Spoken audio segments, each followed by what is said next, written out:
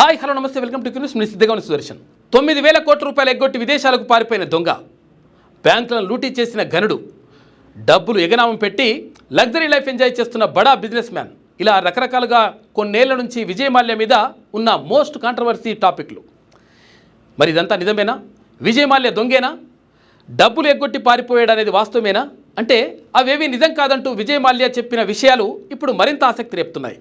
అసలు ఏం జరిగింది, ఎందుకు అలా అనుకున్నారు, తెలుసుకునే ప్రయత్నం చేద్దాం. Welcome to special story.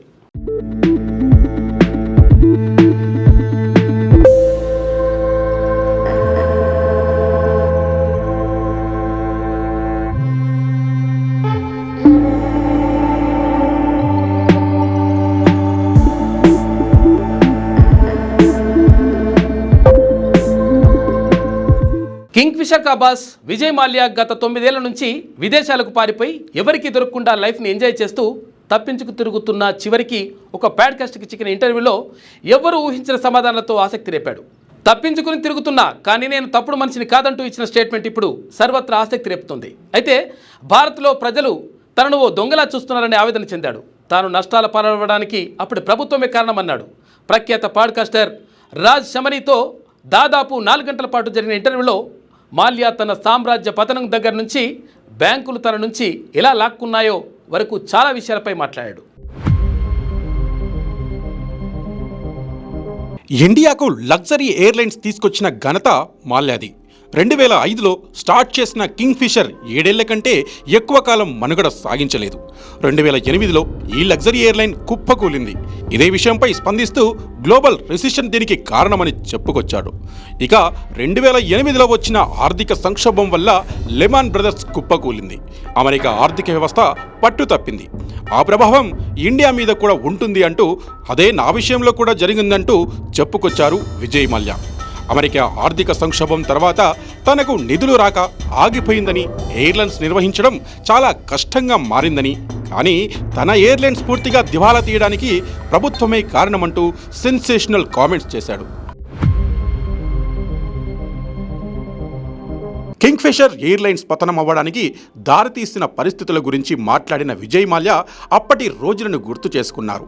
King ఫిషర్లో నష్టాలు రాగానే తాను అప్పటి ఆర్థిక మంత్రి ప్రణబ్ ముఖర్జీని కలిశానని, ఎయిర్లైన్స్ ఆపరేషన్స్ తగ్గించి ఉద్యోగులను తగ్గించి నష్టాల నుంచి కొంతవరకు తప్పిస్తానని చెప్పాడని, కానీ ప్రభుత్వం ఆ ప్రయత్నాన్ని అడ్డుకుందని ఆయన చెప్పుకొచ్చారు.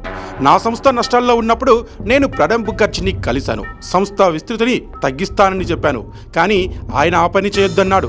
కావాలంటే బ్యాంకులు మీకు రుణాలు ఇస్తాయని, బ్యాంకులతో రుణాలు ఇప్పించారని మాల్యా చెప్పుకొచ్చారు. ఆ తర్వాత రుణాలు మోయాలని భారంగా మారిపోయాయన్నారు. ఇండియా నుంచి తప్పించుకొని వెళ్లడంపై విజయ్ మాల్యా స్పందించారు. పరిస్థితులను బట్టి తాను ఇండియాకు తిరిగి రాకుండా జాగ్రత్త పడుతోంది నిజమే, కానీ తాను దొంగను కానన్నారు. భారత్లో నిజానిజాలు తెలియకుండా అందరికీ తప్పులు ఆపాదిస్తారని వ్యాఖ్యానించారు. నేను బ్యాంకులకు రుణాలు ఇవ్వలేదంటున్నారు, తప్పించుకున్నా అంటున్నారు. అంతవరకు సరే, కానీ ఈ దొంగ అనే విషయం ఎక్కడి నుంచి వచ్చింది, నేనేం దొంగతనం చేశానంటూ ప్రశ్నించారు. తన లండన్ పర్యటన ముందుగా నిర్ణయించుకున్న ప్రకారమే జరిగిందని, కానీ దేశం దాటిన వెంటనే ఇతరును మోసగాడిగా ముద్ర వేశారని, పారిపోయినట్లుగా ప్రచారం చేసి కేసులు నమోదు చేశారని అంటున్నారు. తాను 9,000 కోట్లు మనీ లాండరింగ్కు పాల్పడినట్లు చేస్తున్న ప్రచారాలని ఖండించారు. బ్యాంకులకు తాను ఇవ్వాల్సింది 6,000 కోట్లు మాత్రమే, అయితే ఇప్పటికే తాను 14,000 కోట్ల రూపాయల ఆస్తులను రికవరీ చేశారని ఆరోపించారు. తాను చెల్లించాల్సిన దానికంటే ఎక్కువ వసూలు చేసిన బ్యాంకులే తనను దొంగ అంటూ ప్రచారం చేస్తే ఎలా అంటూ వాపోయారు. ఇండియాకు తిరిగి వచ్చే విషయం నేరుగా మాట్లాడకపోయినా ఇక్కడికి రావాలని ఆయనకు ఉన్నట్లుగా అనిపిస్తోంది. ఇండియాలో తన కేసుల విచారణ న్యాయబద్ధంగా జరిగితే రావాలనుకున్నట్టుగా విజయ్ మాల్యా ఆ పాడ్కాస్ట్లో తెలిపారు. విజయ్ మాల్యాకు 1992 నుంచి యూకేలో నివాసానికి అనుమతి ఉంది. దానిని వినియోగించుకునే ఆయన అక్కడకు వెళ్లిపోయారు. అప్పటి నుంచి భారత్ తనకు అప్పగించాలంటూ యూకేతో సంప్రదింపులు చేస్తోంది. విజయ్ మాల్యాను భారత్కు తిరిగి అప్పగించడానికి బ్రిటన్ 2019లోనే అంగీకారం తెలిపింది. కానీ ఆ తర్వాత వచ్చిన న్యాయపరమైన చిక్కులతో ఆ ప్రక్రియ ఆగిపోయింది. ఆ చిక్కులు ఏంటన్నది 2 దేశాలు బయటకు చెప్పడం లేదు. కానీ ప్రతి సందర్భంలో మాల్యాను తమకు అప్పగించాలని ఇండియా కోరుతూనే ఉంది. కానీ అది మాత్రం జరగడం లేదు. ఇండియాకు రాకుండా మాల్యాను రక్షిస్తూ ఓ బలమైన లాబీ పనిచేస్తుందని ప్రచారం కూడా ఉంది. విజయ్ మాల్యా చెప్తున్నది నిజమా అబద్ధమా అనేది విచారణ చేశాక కానీ ఒక కొలిక్కి వచ్చే అవకాశం లేదు. ఏది ఏమైనా భారత్లో జరిగే న్యాయ విచారణకు సహకరించి నిజానిజాలను తెలియజేయాల్సిన బాధ్యత అయితే మాల్యా మీద ఉంది.